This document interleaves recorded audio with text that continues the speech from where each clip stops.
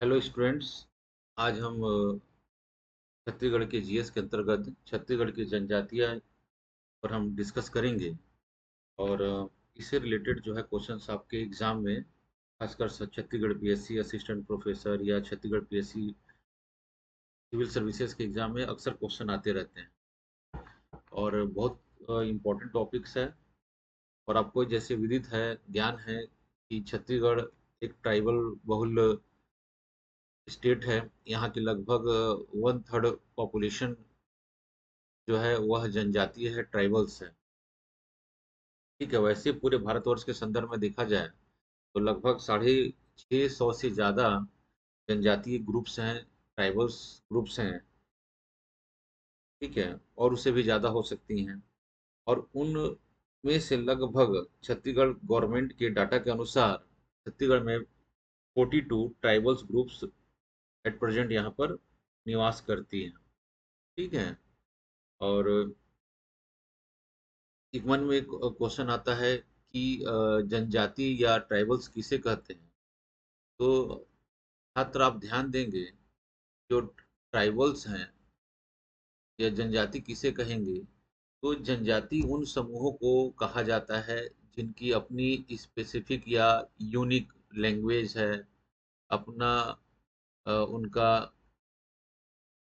Culture है, संस्कृति है, अपनी विशिष्ट भाषा बोलते हैं, उनके अपने तीज त्योहार होते हैं, उनकी विशिष्ट या स्पेसिफिक जो है गॉड गॉडेस होते हैं, और जो दुर्गम स्थानों पर निवास करते हैं। ऐसे समूह को जो है क्या कहा जाता है, ट्राइबल्स कहा जाता है, जनजाति कहा जाता है। ठीक है। पहले जनजाति जो टर्म्स है उसको आदिवासी कहा जाता था, बट आदिवासी शब्द का प्रयोग नहीं किया जाता। हम जनजाति शब्द या अंग्रेजी में ट्राइबल्स या इसको हम इंडिजिनियस ग्रुप्स भी के नाम से जानते हैं। ठीक है। तो ये ट्राइबल्स का एक अपना खास हो गया। इनके क्या होंगे स्पेसिफिक, इनका क्या होता है, इनका स्पेसिफिक क्या होता है, इनके एक विशिष्ट अपनी भाषा होती है, क्या होती है, लैंग्वेज होता है। उनकी अपनी क्या होती है, संस्कृति होती, कल्चर होती है। ठीक है। उनके अपने क्या होते हैं, देवी देवता होते हैं, स्पेसिफिक देवी देवता होते हैं, जैसे बूढ़ा देव, झांगर देव, बुढ़िया रानी, दूल्हा देव, जिसको जहाँ जिसका हमें कहीं भी हिंदू वेद उपनिषद इत्यादि में इसके बारे में हमको जानकारियां नहीं मिलती। ठीक है। उनके अपने तीज त्योहार होते हैं। ठीक है। इनके फेस्टिवल्स अलग, तीज त्योहार हैं अपने। ठीक है। और उसके साथ एक और सब जो क्या करते हैं, मतलब हिल्स एरिया में रहते हैं, फॉरेस्ट के बीच में रहते हैं, मतलब उसको हम बोलते हैं, हिंदी में बोलते हैं दुर्गम क्षेत्र में। ठीक है। जो दूर दराज के क्षेत्रों में रहते हैं, ऐसे समूह को हम क्या कह रहे हैं, ट्राइबल्स या जनजाति कह रहे हैं। क्लियर चीज है ये। वन में क्वेश्चन होता है कि एसटी कैसे कहा जाता है ना। तो एसटी जो है यह कॉन्स्टिट्यूशनल भाषा है, और आर्टिकल 342 के तहत अ, भारत का जो राष्ट्रपति है इन जनजातियों को आर्टिकल 342 के तहत क्या करेगा, लिस्ट करेगा या इनलिस्ट करेगा। ऐसे समूह को हम क्या कहते हैं, शेड्यूल्ड ट्राइब्स कहा जाता है। ठीक है। अब देखेंगे छत्तीसगढ़ में, अगर देखा जाए तो छत्तीसगढ़ गवर्नमेंट के डाटा के अनुसार जो है 42 प्रकार के, 42 टाइप के जो है यहाँ पर क्या है, जनजातीय समूह निवासरत हैं गवर्नमेंट आंकड़े के अनुसार। ठीक है। छत्तीसगढ़ की टोटल पॉपुलेशन का लगभग 1/3, या एग्जैक्ट डाटा देखें तो 13.62% पॉपुलेशन जो है उसमें क्या है, यह ट्राइबल्स पॉपुलेशन क्या है, यह ट्राइबल्स पॉपुलेशन का परसेंटेज है ये। तो इतना जनसंख्या जो है जनजातियों का छत्तीसगढ़ में रहता है, पाया जा रहा है या निवासरत है, तो छत्तीसगढ़ को हम एक ट्राइबल स्टेट्स भी कह सकते हैं। ठीक है। छत्तीसगढ़ की जितने भी 42 जनजातीय समूह है ना, उनका अगर हम रेशियल क्लासिफिकेशन करते हैं, ठीक है, इनका रेशियल क्लासिफिकेशन करते हैं, तो यह सेंट्रल इंडिया के जो जनजाति हैं उसी के अंतर्गत आते हैं। और तो बोलते हैं प्रजाति, प्रजाति अगर क्लासिफिकेशन करते हैं तो छत्तीसगढ़ की या मोस्टली सेंट्रल इंडिया की जो जनजाति है वह प्रोटो ऑस्ट्रेलाइड जनजाति समूह में से बिलोंग करती है। कौन सी जनजाति से? Proto Australoid. ठीक है, इसको हिंदी में ऐसे लिखेंगे आप। तो प्रोटो ऑस्ट्रेलाइड जो है जनजातीय समूह से बिलोंग करती है। तो प्रोटो ऑस्ट्रेलाइड है क्या ये? तो सामान्य शारीरिक फीचर सोमेटोस्कोपिक, अगर फीचर्स के आधार पर इसको हम क्या बोलते हैं, इसको सोमेटोस्कोपिक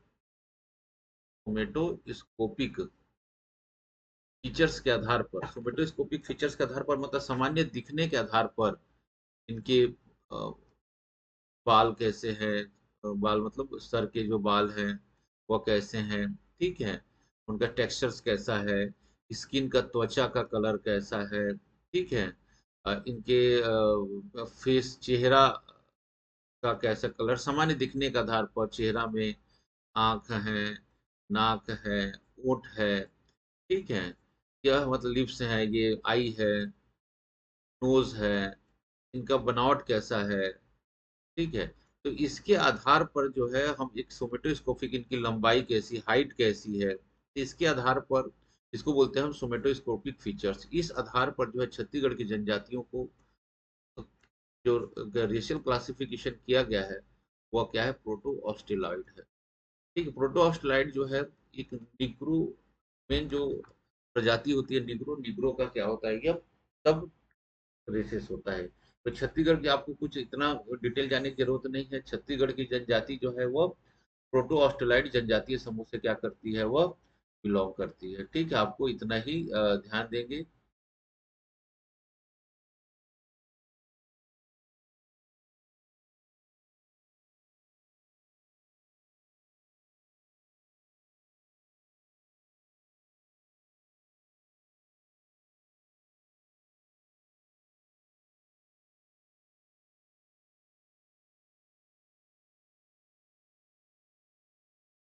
कौन से समूह से बिलोंग करती है? प्रोटो ऑस्ट्रेलाइड जनजातीय समूह से बिलोंग करती है। ठीक है, इतना ही आप इसको ध्यान देंगे। तो प्रजाति में क्या हो गया, ये रेशियल क्लासिफिकेशन क्या हो गया, ये प्रोटो ऑस्ट्रेलाइड प्रजाति समूह से बिलोंग कर रहे हैं। ठीक है,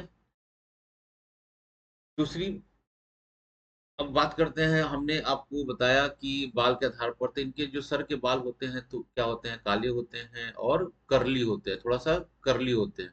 त्वचा का कलर क्या होता है, सांवला होता है। ठीक है,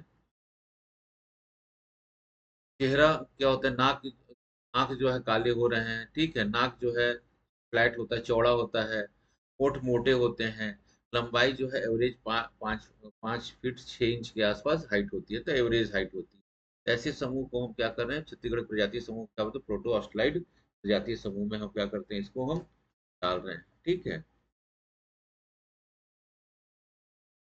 छत्तीसगढ़ में अगर हम बात करते हैं, जनजातीय कंसंट्रेशन की बात करते हैं, तो छत्तीसगढ़ को जनजातीय कंसंट्रेशन की दृष्टि से पूरे छत्तीसगढ़ को जो है 3 क्षेत्र में बांट दिया गया है। तो कभी कभी ऐसे क्वेश्चन होता है, तो 3 क्षेत्र कौन कौन से हैं, तो 3 क्षेत्र वही है आपके, पहला जो है जो ऊपर का एरिया है उसको नॉर्दर्न छत्तीसगढ़, ठीक है, नॉर्दर्न छत्तीसगढ़, उत्तरी छत्तीसगढ़ में, इसमें इसमें पूरा आपका सरगुजा संभाग आ जाता है। ठीक है, ये उत्तरी छत्तीसगढ़ हो गया। फिर आता है आपका दक्षिणी छत्तीसगढ़ या सदर्न छत्तीसगढ़। तो जनजातीय कंसंट्रेशन के हिसाब से पूरी पॉपुलेशन को अगर हम बात करते हैं ट्राइबल्स को, तो 3 रीजन में इसको डिवाइड कर दिया गया। तो सदर्न छत्तीसगढ़ के अंतर्गत पूरा आपका बस्तर संभाग आता है। ठीक है, बस्तर संभाग इसके अंतर्गत आता है। और तीसरा जो है मध्य छत्तीसगढ़, जिसको बोलते हैं सेंट्रल छत्तीसगढ़, इसके अंतर्गत जो है पूरा प्लेन ऑफ छत्तीसगढ़ आता है। ज्योग्राफी में आपने पढ़ा है, छत्तीसगढ़ का मैदान आता है, इसमें से आपका बिलासपुर, रायपुर एंड दुर्ग संभाग, दुर्ग डिवीजन जो है संभाग इसके अंतर्गत आते हैं। तो छत्तीसगढ़ में जनजातीय पॉपुलेशन की दृष्टि से जो है 3 रीजन में बांटा गया, northern region, southern reason and central. ठीक है, तो कभी कभी क्वेश्चन आता है कि नॉर्दर्न क्षेत्र में पाई जाने वाली जनजातियां कौन कौन सी हैं, तो सरगुजा क्षेत्र के आसपास जो जनजातियां पाई जा रही हैं, या सरगुजा क्षेत्र में जो जनजातियां पाई जाती हैं, उनको हम क्या कहते हैं, अ, मतलब नॉर्दर्न क्षेत्र की जनजाति है, जैसे है आपका संथाल है, पंडो है, कुंडा है, ठीक है, खैरवार है, तो एग्जाम्पल यहाँ पे आप देख सकते हैं कौन कौन सा, जैसे संथाल, ठीक है, खैरवार, उरांव, एटसेट्रा ना। तो जो नॉर्दर्न क्षेत्र में पाया जा रहा है सरगुजा संभाग में, वो जनजातियां इसके अंतर्गत आ जाती हैं। ठीक है।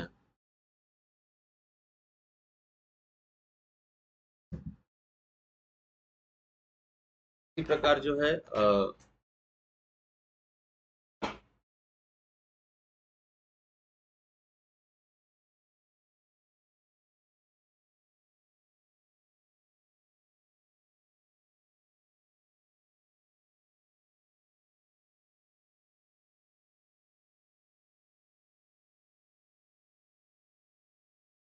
इसी प्रकार बोले तो सदर्न क्षेत्र की जनजातियां कौन सी है?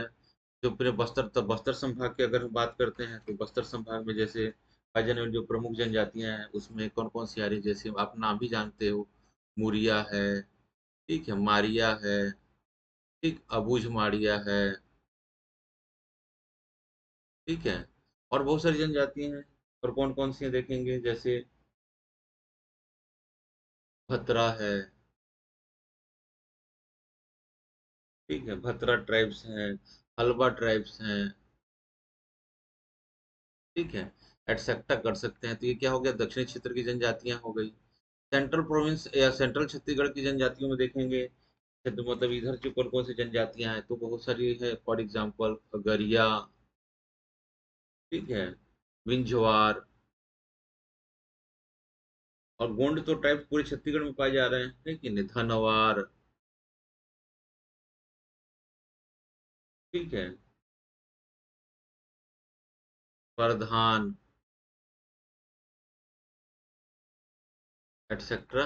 यहाँ पे आप इसको भी देख सकते हो, कमार भी लिख सकते हो, ठीक है, कुंजिया भी लिख सकते हो, कुंजिया जनजाति।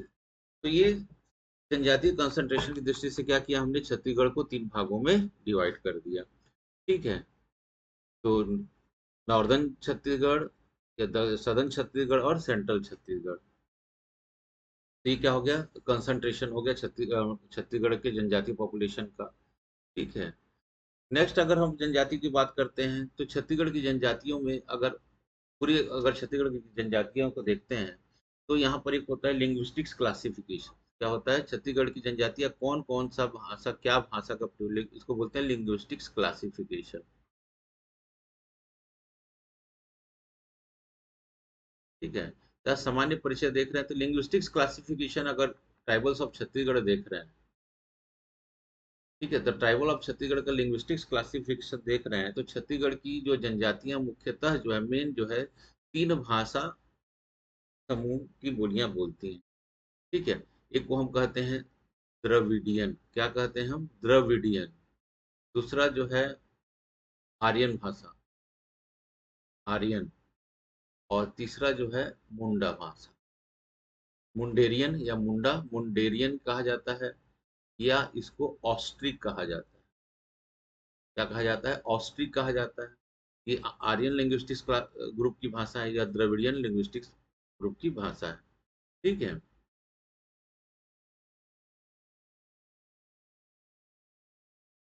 तो ऐसे आप इसको देखने की कोशिश करते हैं। ये द्रविडियन भाषा समूह है। कभी कभी एग्जाम में क्वेश्चन आता है, भाषा समूह से क्वेश्चन आते हैं तो उसको मिस नहीं करना है। आर्यन हो गया, और ये क्या हो गया, मुंडेरियन, या तो ऑस्टिक भी कहा जाता है। क्या कहा जा रहा है, ऑस्टिक भाषा समूह। ठीक है। तो द्रविडियन भाषा परिवार की बोलियां छत्तीसगढ़ की कौन कौन सी बोली जो है द्रविडियन भाषा, तो छत्तीसगढ़ के देखेंगे द्रविडियन भाषा परिवार के अंतर्गत कौन कौन सी बोलियां या जनजाति आ रही हैं जो बोल रही हैं। तो है,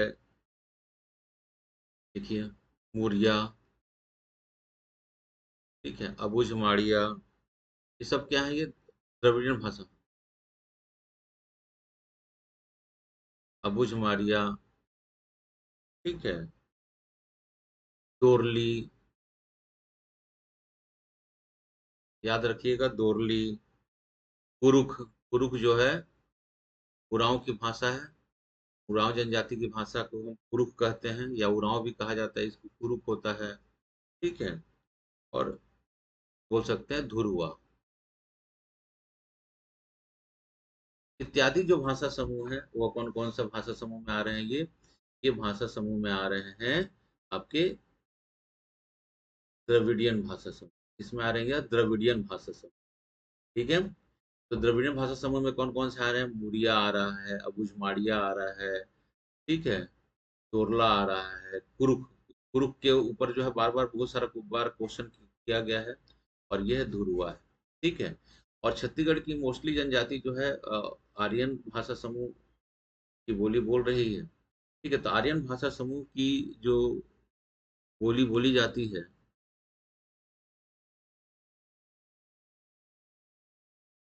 ठीक है, तो आर्यन भाषा समूह में कौन कौन सी बोली आती है? तो सबसे बड़ी बात है कि छत्तीसगढ़ी जो है, जो छत्तीसगढ़ी बोली है वो आर्यन भाषा परिवार की बोली छत्तीसगढ़ी। ठीक है, छत्तीसगढ़ी जो है आर्यन भाषा समूह की बोली है, तो छत्तीसगढ़ी आप यहाँ पे नोट कर लेंगे। ठीक है, छत्तीसगढ़ कड़ी होगी, और दूसरा चीज है यहाँ पर सदरी है। ठीक है, भतरी है, यह भी आर्यन भाषा परिवार की बोली है, और हलबी है। ये सब आर्यन भाषा परिवार की बोली है छत्तीसगढ़ में जो बोली जा रही है। ठीक है, हिंदी आर्यन भाषा समूह की बोली है, और हिंदी का ही अपभ्रंश जो है छत्तीसगढ़ी होता है। ठीक है, छत्तीसगढ़ी जो है हिंदी से ही निकला हुआ है, इसलिए आर्यन भाषा समूह की बोली है। तो छत्तीसगढ़ में जो है आर्यन भाषा समूह की जो जनजातियां छत्तीसगढ़ी भाषा का प्रयोग कर रही हैं, या सदरी भाषा का प्रयोग कर रही हैं, भतरी भाषा का प्रयोग कर रही हैं, हल्बी भाषा का प्रयोग कर रही हैं, वो आर्यन भाषा परिवार की बोली बोलते हैं। मुंडा भाषा या ऑस्ट्रिक भाषा परिवार की बोली बोलने वाली जो जनजातियां हैं, इनका संबंध जो है झारखंड या उड़ीसा से संबंधित है। तो जो बोल रही है मुंडा भाषा परिवार की बोली जो छत्तीसगढ़ में जो जनजातियां हैं, उनमें कोल कोरकू का नाम मुख्यतः से आता है। किसका नाम आता है? कोल और कोरकू। ये दोनों जनजातीय समूह है। जब जनजातीय समूह को हम डिस्कस करेंगे तो इस चीजों को हम फिर से देखेंगे। कोल है, कोरकू है, कोल कोरकू के वो रहेगा, कोरकू है। ठीक है, नगेशिया, नगेशिया, बिरहोर एक छत्तीसगढ़ की जनजाति है, वो बिरहोरी भाषा है उसका, तो बिरहोरी। खैरवारी, खैरवार जनजाति जो जो हम भाषा बोल रही है उसको हम क्या कहते हैं? खैरवारी कहते हैं। तो ये मोस्टली जो बोलियां हैं वो क्या आती हैं?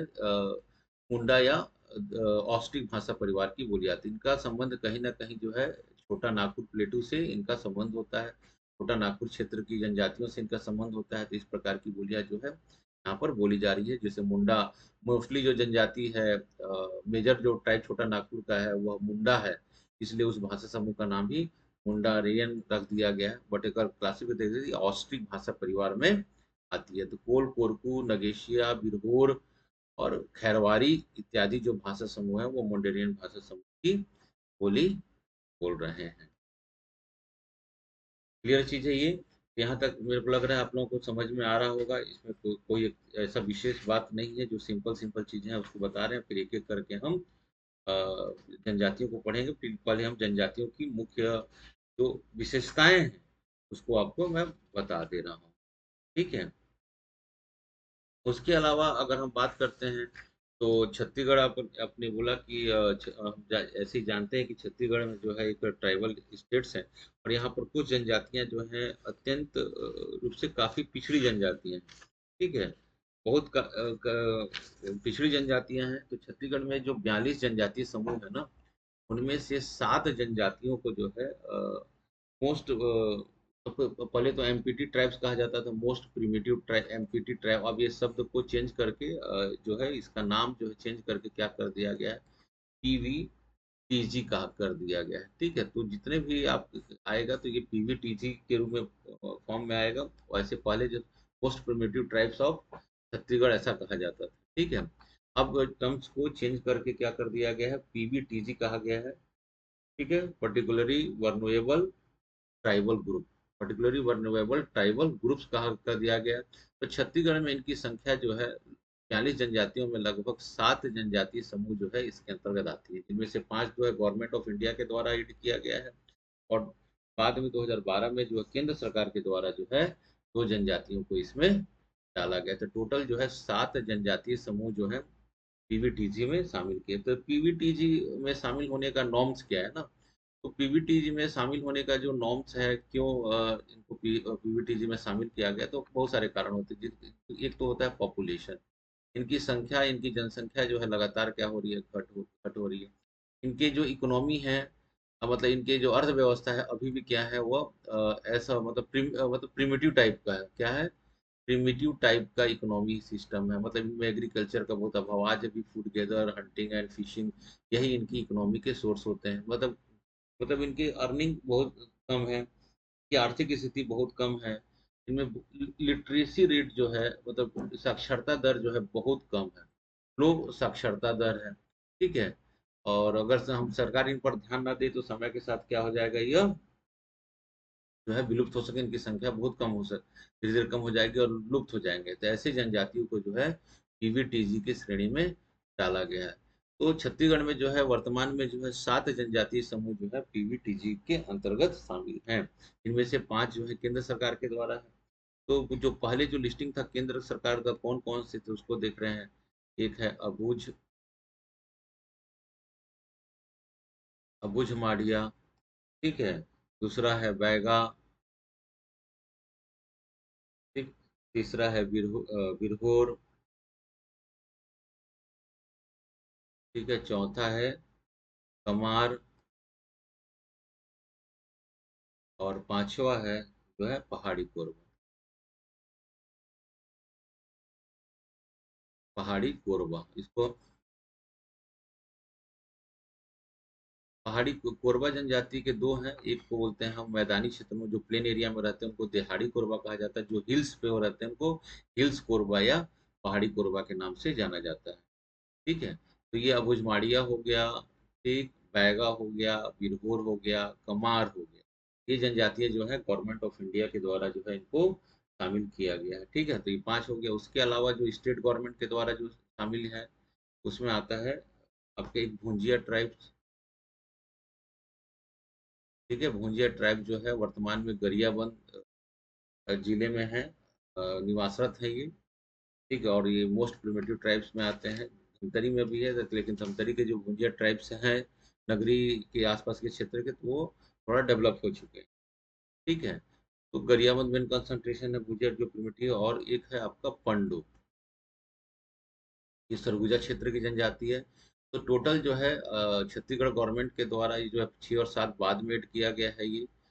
मतलब ये जो छठवां और सातवां है छत्तीसगढ़ गवर्नमेंट के द्वारा, और 1 से जो 5 तक है ये सेंट्रल गवर्नमेंट के द्वारा जो है पीवीटीजी ग्रुप में शामिल। तो टोटल वर्तमान में जो है 7 ऐसे जनजातियां हैं जो पीवीटीजी ग्रुप में इनको शामिल किया गया है। ठीक है। इसको समझने की जरूरत है, रटने की जरूरत नहीं है। ठीक है।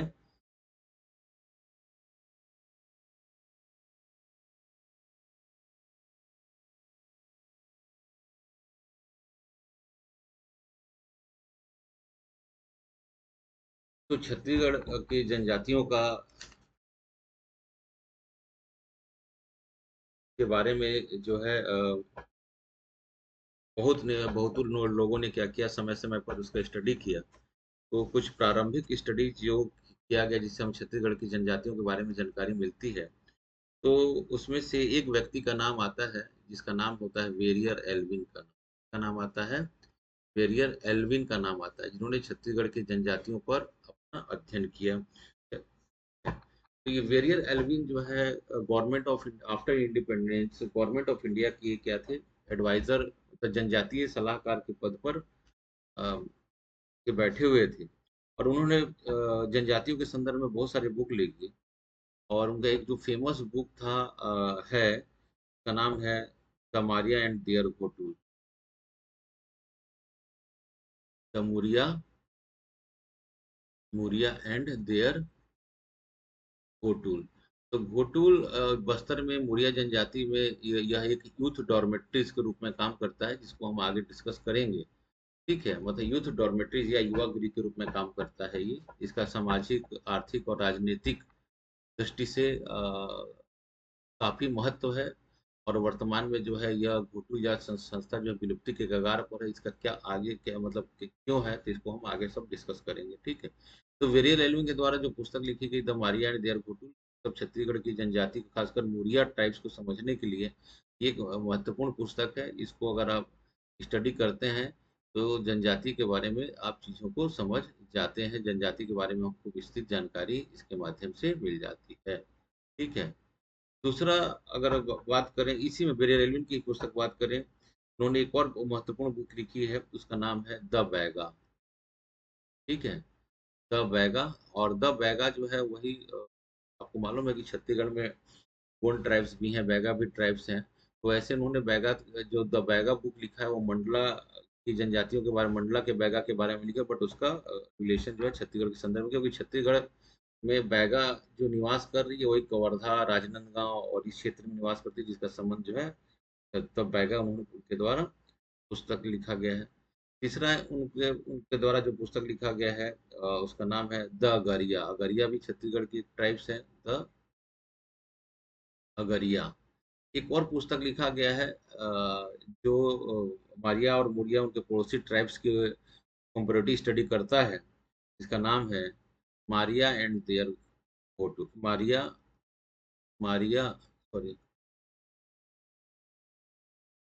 Maria murder and suicide. ठीक है, मारिया मर्डर एंड सुसाइड, ये एक पुस्तक है जो मारिया और मुरिया का कंपैरेटिव स्टडी का कर रहा है। क्या कारण है कि मारिया में मर्डर और सुसाइड मुरिया की तुलना में बहुत ज्यादा है।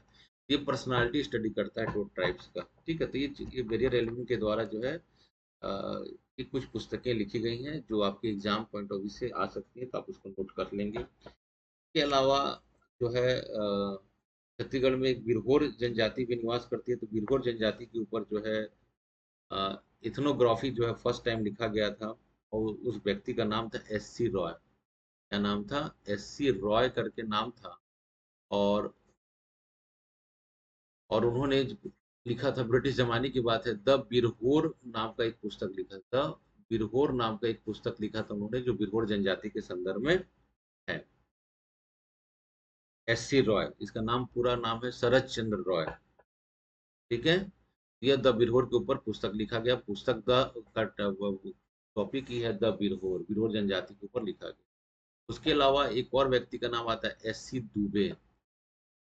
ठीक है, एस सी दुबे जो है यह विदर्भ क्षेत्र नागपुर यूनिवर्सिटी के इसको वहीं से उन्होंने पढ़ाई किया। और एस सी दुबे का नाम है श्यामा चरण दुबे है। और इन्होंने छत्तीसगढ़ के कमार जनजाति पर स्टडीड किया, और उन्होंने अपनी पुस्तक लिखा जिसका नाम था द कमार। क्या पुस्तक का नाम था? द कमार, जिसमें कमार जनजाति को समझने में हमको इसके माध्यम से हेल्प मिलती है। ठीक है, इसके अलावा जो है जॉर्ज ग्रीवसन की एक पुस्तक है जो ब्रिटिश जमाने के लिखा गया है, जॉर्ज ग्रीवसन। ठीक है, इनके द्वारा जो पुस्तक लिखा गया Maria Gonds of the Bastar, the Maria Gonds of Bastar. ठीक है, ये इनके द्वारा ब्रिटिश जमाने का पुस्तक है।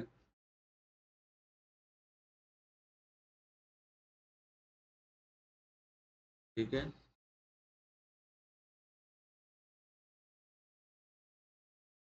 इसके और लेटेस्ट में जो है टीवी नायक के द्वारा पुस्तक लिखा गया है, ट्राइबल्स ऑफ छत्तीसगढ़। ठीक है, तबुज मारिया और छत्तीसगढ़ की जनजातियां, इनके द्वारा टीवी नायक के द्वारा पुस्तक लिखी गई। और वैसे आजकल बहुत सारे रिसर्च पेपर पब्लिश हो रहे हैं जनजातियों के ऊपर, तो अननोन नहीं है, आजकल सभी जनजातियों के बारे में महत्वपूर्ण पुस्तकें हैं जो जनजातियों के बारे में समझने में महत्वपूर्ण हेल्प करते हैं। ठीक है,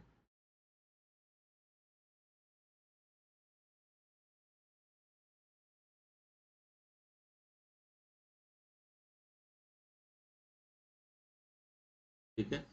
छत्तीसगढ़ में अगर जनजातियों के द्वारा जो सबसे ज्यादा जो बोली बोली जा रही है उसको नोट कर लें। सबसे ज्यादा जो बोली बोली जाती बोलने वाली पॉपुलेशन है वो गोंडी है। ठीक है, गोंडी बोली बोलने वाले सबसे ज्यादा हैं। अगर इंडिविजुअल अगर बोली की हम बात करते हैं, ठीक है। दूसरा अगर जनजातियों के द्वारा हुआ, हम छत्तीसगढ़ की जनजातियों के द्वारा, छत्तीसगढ़ की जनता के द्वारा, छत्तीसगढ़ में सबसे ज्यादा बोलने वाली जो बोली है वो आर्यन भाषा परिवार की बोली है ना। ठीक है। छत्तीसगढ़ की जनजातियों के द्वारा जो सबसे ज्यादा बोली बोली जा रही है वो कौन सी है? जब पॉपुलेशन वाइज गोंडी है। दूसरे नंबर पे जो है वो हल्बी है। और तीसरे नंबर पर जो आता है वो कुरुप होता है। मैं फिर बात बात कर रहा हूँ, छत्तीसगढ़ की जनता के द्वारा बोली जाने वाली बोली में सबसे बड़ी कौन सी बोली है? आर्यन भाषा परिवार। बट मैं अगर बोली की बात करता हूँ, ट्राइबल्स की बात कर, छत्तीसगढ़ के ट्राइबल्स में सबसे ज्यादा जो बोली बोली जो बोलने वाले जो लोग हैं वो कौन सी? गोंडी भाषा। दूसरे नंबर पर बोलने वाले लोगों में हल्बी है। तीसरे नंबर पर बोलने वाले भाषा में कुरुक है। ठीक है, तो इस चीजों को आप समझेंगे। छत्तीसगढ़ की जनजातीय या कोई भी जनजातियों का जो सोसाइटी होता है वो किस पर बेस्ड होता है? गोत्र सिस्टम पर आधारित पर होता है। गोत्र। ठीक है, गोत्र, या जिसको क्लेन भी कहा जाता है। क्या कहा जाता है? क्लेन भी कहा जाता है। ठीक है। तो गोत्र तो अब सबको मालूम है, ये हाइपोथेटिकल धारा है जिसमें बोला था कि हमारा एक कॉमन एंसेस्टर है और हम उसी के सब क्या है? संतानें हैं। वो कोई भी हो सकता है, सिंबॉलिक रूप से कोई भी हो सकता है, कोई भी पेड़ हो सकता है, पौधा हो सकता है, सजीव, लिविंग और नॉन लिविंग दोनों हो सकते हैं। ठीक है। तो पूरा ट्राइबल्स का जो सोसाइटी होता है ना, तो अगर तो वो किस पर आधारित होता है? गोत्र पर आधारित होता है। गोत्र व्यवस्था पर आधारित होता है। ठीक है। गोत्र व्यवस्था पर क्या हो रहा है? बेस्ड आधारित होता है। ठीक है। तो गोत्र क्या है? यह हाइपोथेटिकल है, काल्पनिक है। इसमें क्या बोलता है, कोई बोलता है हमारा क्या है? एक काल्पनिक पूर्वज है। काल्पनिक पूर्वज होता है। ठीक है। और सभी उसकी संतानें होते हैं, सभी उसके संतान होते हैं। ठीक है।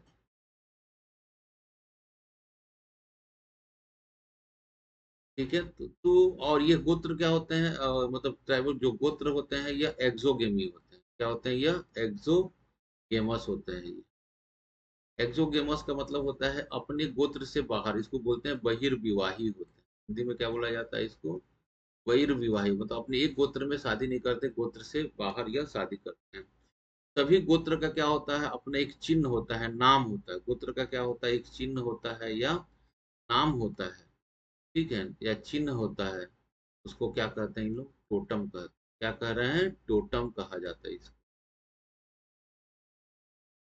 ठीक है। टोटम या चिन्ह कहा जाता है। जैसे या टोटम या चिन्ह कुछ भी हो सकता है। नदी के नाम पर भी हो सकता है, पेड़ के नाम पर भी हो सकता है। अ, जैसे लकड़ा। जैसे लकड़ा है, उसका टोटम क्या है? एक शेर है। तिरकी मतलब बड़ा चूहा। कुजूर मतलब लता। कछुआ, नेताम लोग क्या करते हैं, उनका टोटम क्या है? कछुआ है। तो कुछ भी वो काल्पनिक हो सकता है ना, ये इसमें वो कुछ नहीं है। तो मतलब गोत्र पर आधारित होता है। और गोत्र जो है क्या है? एक्सोगेमस होता है। गोत्र का नाम चिन्ह क्या कहलाता है? टोटम कहलाता है। ठीक है।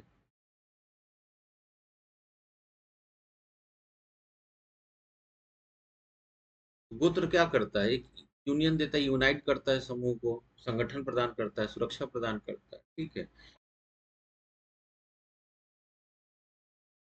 देखेंगे, जो गोत्र का जो डिवीजन किया गया है ना, वो देवताओं की संख्या के आधार पर किया गया है। गोत्रों का जो डिवीजन किया गया है, विभाजन जो विभिन्न देवताओं के आधार पर किया गया है। ठीक है। तो गोत्र का अगर हम मूल देखते हैं तो देवताओं के समूह के आधार पर चार प्रकार के गोत्र यहाँ पर हम देख रहे हैं, गोत्र समूह देख रहे हैं। देवताओं के समूह के आधार पर जो है चार प्रकार के गोत्र समूह है। ये टोटम नहीं है, ये गोत्र समूह है चार प्रकार के। तो कौन कौन से? जैसे देखेंगे,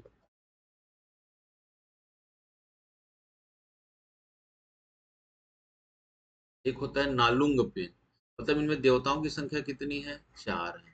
क्या है यह? देवताओं की संख्या कितनी होगी? चार होगी। ठीक है। दूसरा जो है संयुग्म पेन, संयुग पेन, इनमें देवताओं की संख्या 5 है। फिर आपका एक सारुंग पेन, इनमें देवताओं की संख्या कितनी है? 6 है। एक है आपका एरुंग पेन,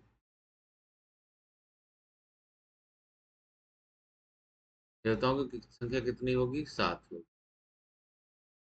ठीक है।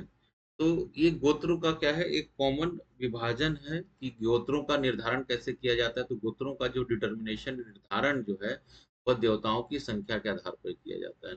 जैसे नालुंग पेन, संयुंग पेन, सारुंग पेन और एरुंग पेन। ठीक है। सभी गोत्रों में बहुत सारे गोत्र होते हैं, सभी गोत्रों का अपना एक टोटम होता है, अपना गोत्र चिन्ह होता है। जैसे नेताम, कुंजाम, लकरा, तिर्की, हुजूर। ठीक है, सबके अपने अपने गोत्र चिन्ह होते हैं। ठीक। ये गोत्र का सिस्टम हो गया, जनजातियों के गोत्र का सिस्टम हो गया। ठीक है।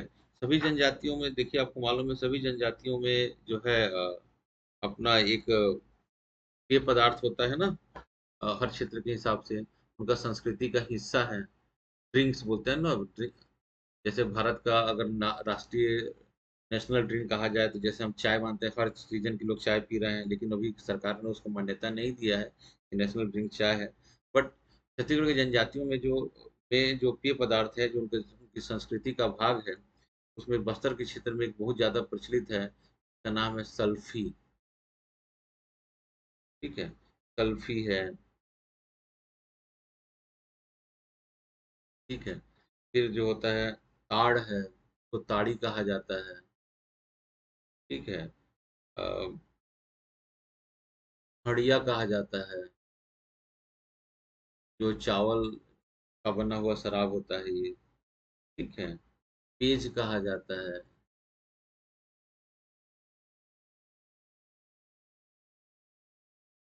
महुआ से बना हुआ शराब, जिसको महुआ ही कहा जाता है।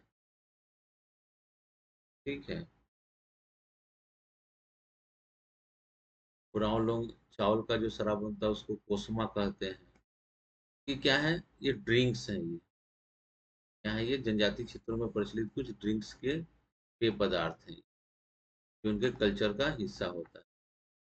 ठीक है। सल्फी, ताड़ी, हंडिया अनाज से बनता है, पीज भी अनाज से बनता है, महुआ का शराब। ठीक है। कोसमा, अलग अलग क्षेत्रों में अलग अलग नाम से जाना जाता है।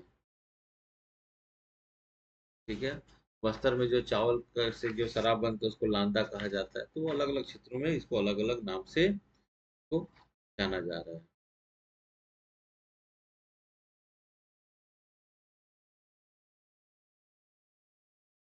ठीक है।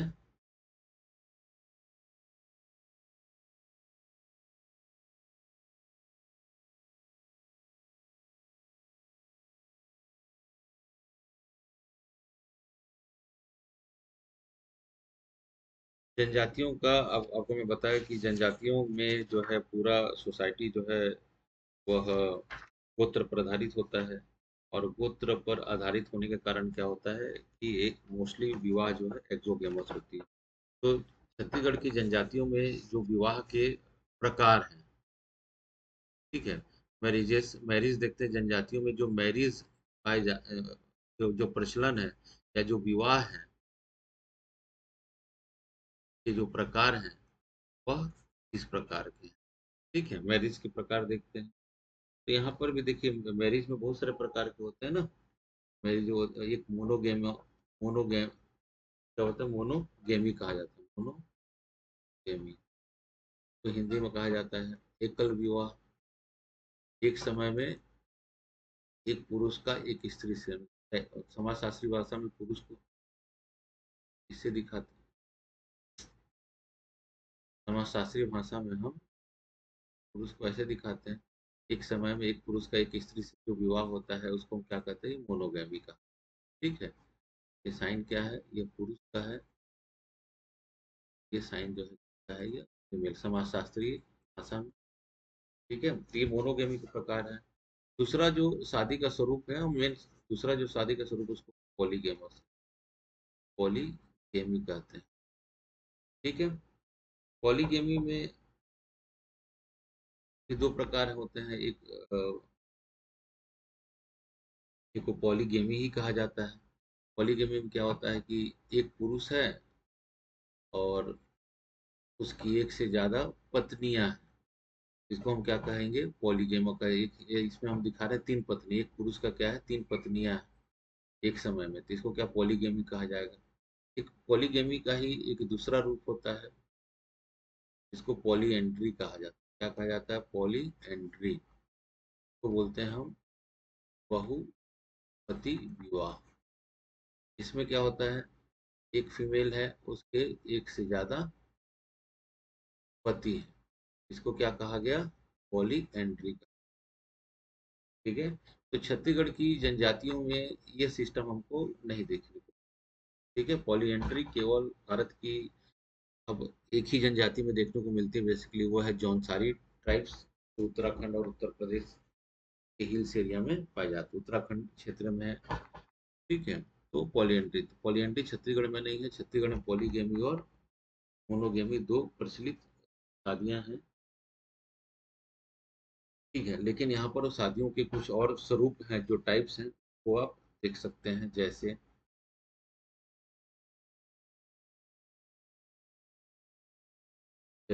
अलग अलग नाम हैं मैरिजेस के। ठीक है, उसको हम देख रहे हैं।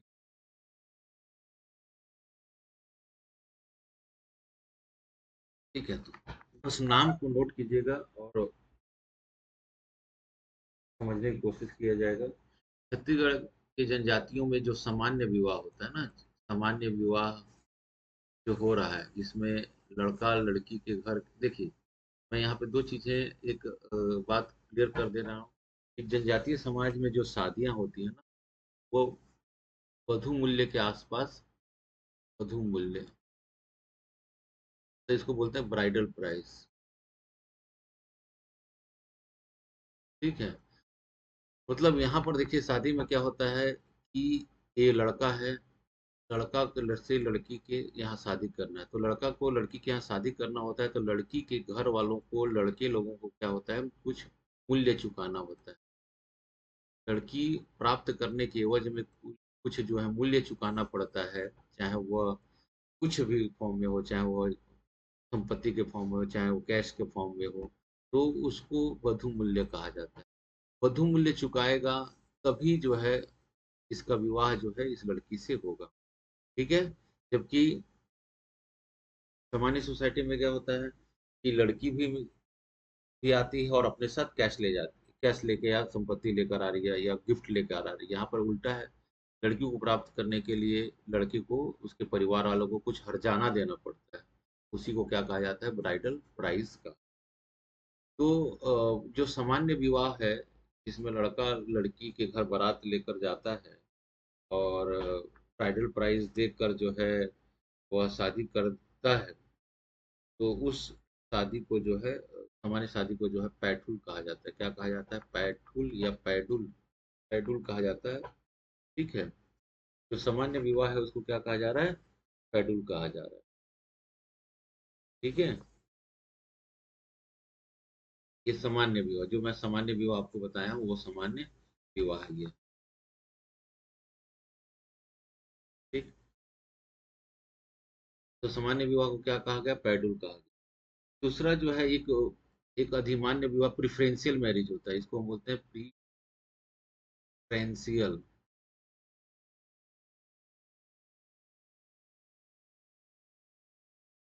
प्रिफरेंशियल मैरिज, इसको हिंदी में बोलते हैं अधिमान्य विवाह।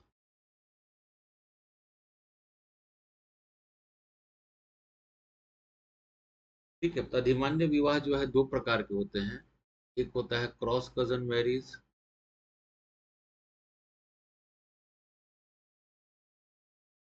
और दूसरा होता है पैरेलल कजन मैरिज।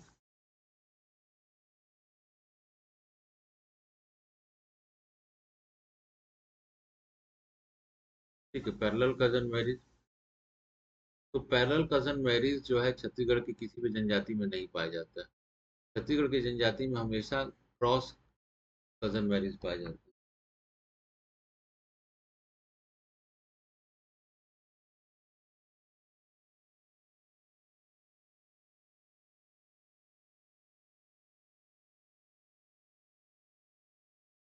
ठीक है, हमेशा कैसे मैरिज पाया जा रहा है? क्रॉस कजन मैरिज पाया जाता है। तो क्रॉस कजन मैरिज को अगर हम बात करें तो इसको क्या कहा जाता है? तो क्रॉस कजन मैरिज को जो है कहा जाता है, अगर गोंडी भाषा में कहें तो इसको कहा जाता है दूध लौटावा। गोंडी भाषा में क्या कहा जाता है? इसको दूध लौटावा भी कहा जाता है। ठीक है। ठीक। या इसको बोला जाता है मेरे फुफेरे भाई बहन के पीछे भी। ठीक है।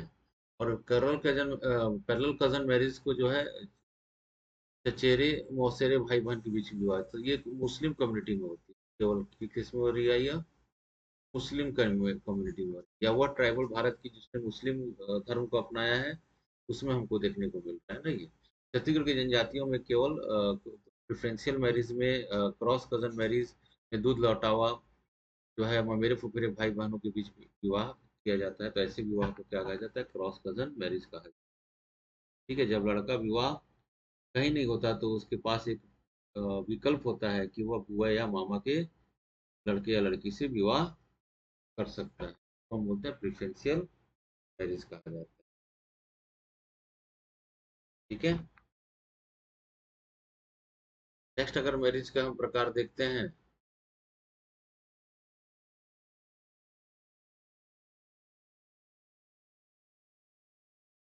नेक्स्ट मैरिज का अगर प्रकार देखते हैं तो उसके अलावा जो है दूध लौटावा हो गया, उसके अलावा जो विवाह के प्रकार है, देखिए बहुत सारे विवाह के प्रकार हैं। जैसे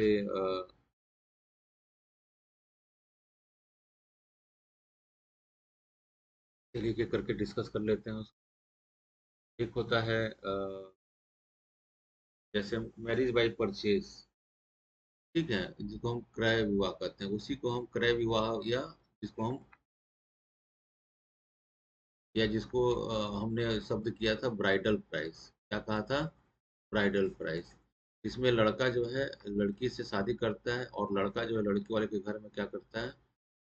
धन देता है। धन जो है, मनी जो है, ये लड़का से लड़की के घर में आता है, तो ऐसे हम क्रय विवाह, छत्तीसगढ़ के सभी जनजातियों में इस प्रकार का विवाह देखने को मिलता। ठीक है। दूसरा है विडो रीमैरिज, विधवा विवाह। विधवा विवाह, तो विधवा विवाह भी छत्तीसगढ़ के सभी जनजातियों में पाया जाता है। और इसका जो कहा जाता है उसको नाम है अर उतो। कुछ मतलब जनजातीय जो नाम है इस विवाह का, कभी कॉलम मैच में इधर विवाह के प्रकार और उधर जनजातीय नाम दे देता है ना, तो ये आप याद रखिएगा इस चीजों को। ठीक है। जैसे क्रय विवाह को क्या कहा जाता है? पारिंग धन। क्रय विवाह को क्या कहा जा रहा है? पारिंग धन कहा जाता है। ठीक है। विधवा विवाह का, विधवा विवाह सबको मालूम है। इसमें एक मान लीजिए ये महिला है और इसका शादी जो है पूर्व में इसके पति के साथ हुआ था, बट पति का जो है एक्सपायर कर जाता है। एक्सपायर करने के बाद क्या होता है? यह किसी दूसरे पति से शादी कर लेती है, तो ऐसे विवाह को क्या कहा जाता है? विधवा विवाह।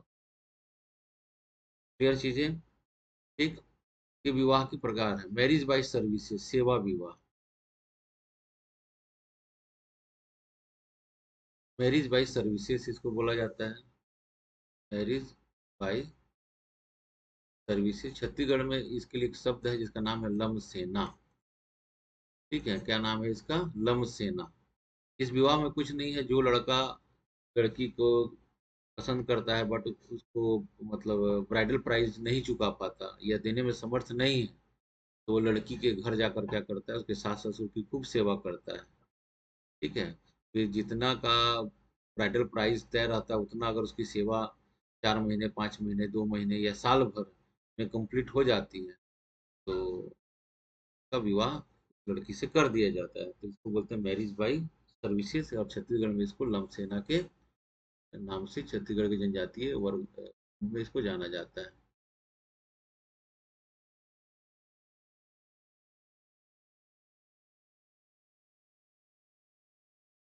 ठीक है, नेक्स्ट।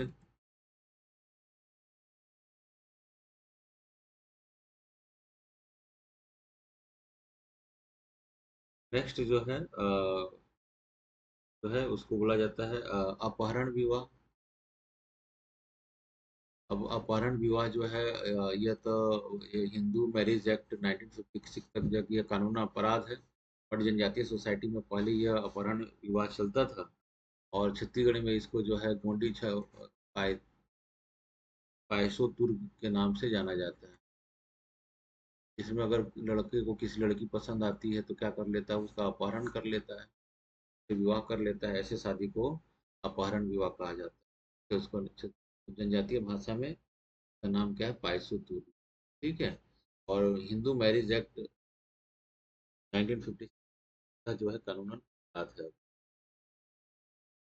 बाद में क्या करता था, पहले अपहरण विवाह कर लेता, लेकिन एक समाज को एक्सेप्टेंस के लिए क्या करता, बाद में पार्टी दे देता था तो समाज उसे एक्सेप्ट कर लेती थी।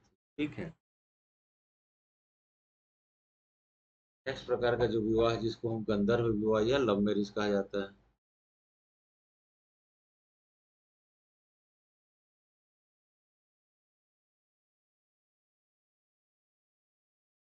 इसमें लड़का और लड़की अपने पसंद से, अपनी राजी से एक दूसरे का वर्ण कर लेते हैं। ऐसे विवाह को क्या कहा जाता है, गंधर्व विवाह कहा जाता है या लव मैरिज कहा।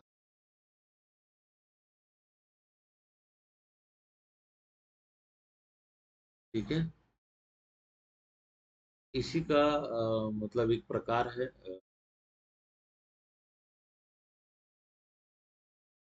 इसका एक नाम है, जिसका नाम है पोटा विवाह। तो ऐसे लिखते हैं।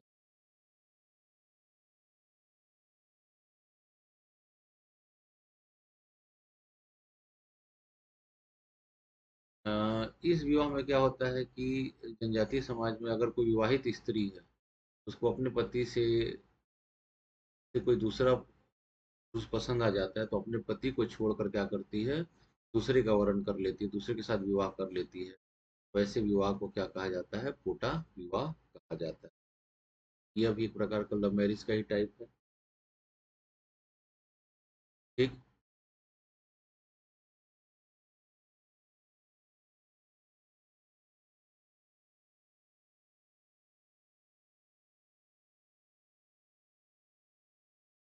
7वां प्रकार, नेक्स्ट जो प्रकार देते हैं, जिसका नाम है हठ विवाह।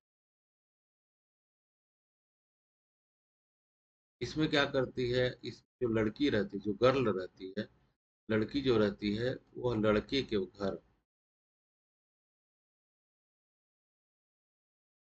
हठ पूर्वक चली जाती है। हठ पूर्वक चली जाती है,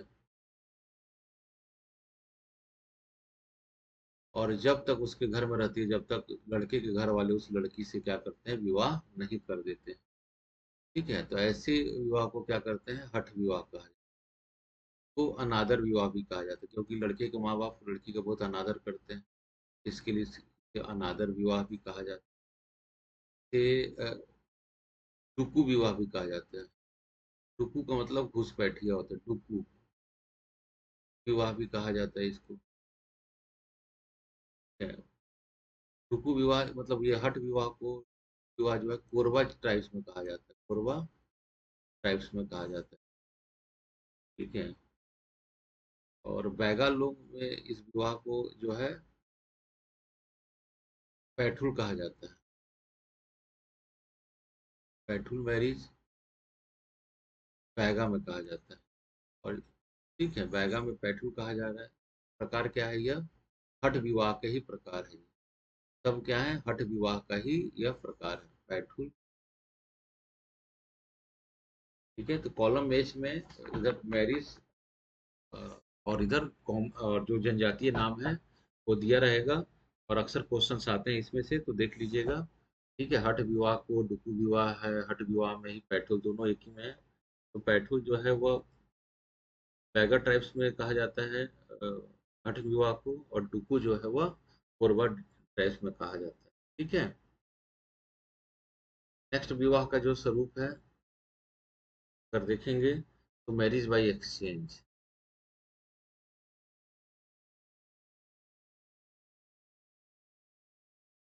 मैरिज बाय एक्सचेंज।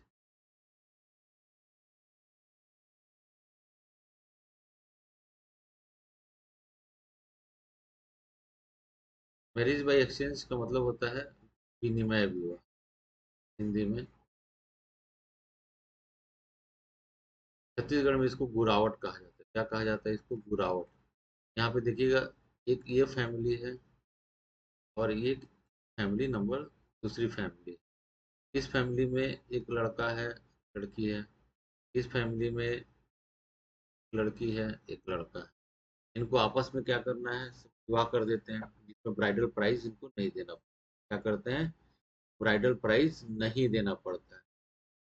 तो एक दो फैमिली में लड़का लड़की का दान प्रदान, मतलब ये, मतलब यह जो है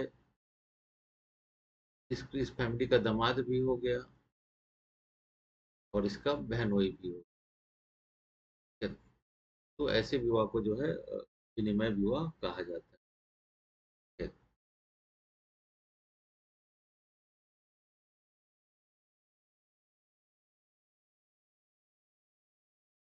ये विवाह के क्या है, कुछ प्रकार होते हैं। इसी प्रकार एक और प्रचलित विवाह है जिसको बोलते हैं, हमने तो विडो मैरिज तो देखा। एक जो होता है, जो पुरुष अगर क्या होता है कि पत्नी मर गई तो उसको कहा जाता है विधुर विवाह। क्या कहा जाता है? विधुर विवाह कहा जाता है। जब क्या, जब पुरुष पत्नी मर गई है दोबारा विवाह करता है तो उसको बोला जाता है हल्दी पानी विवाह। क्या कहा जाता है इसको? हल्दी पानी विवाह के नाम से जाना जाता है। ठीक है।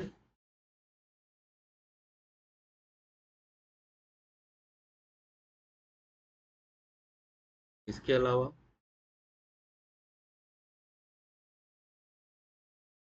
तीर विवाह कौन सी जनजातीय समूह में प्रचलित है?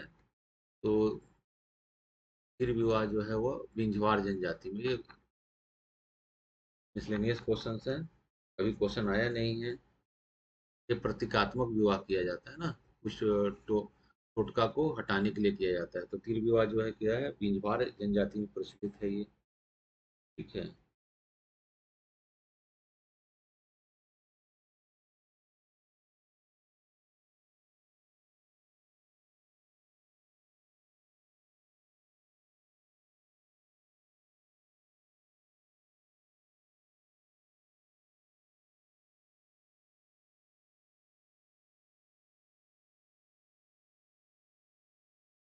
ठीक।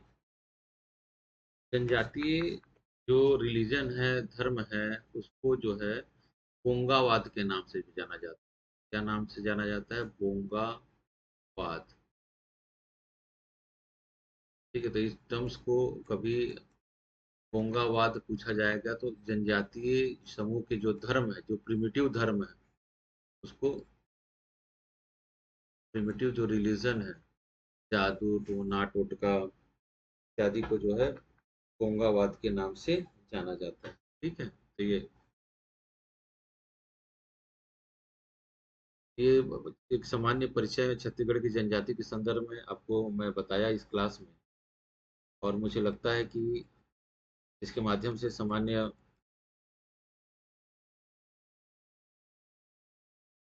छत्तीसगढ़ की जनजातीय समूह को समझने में आपको आसानी होगी।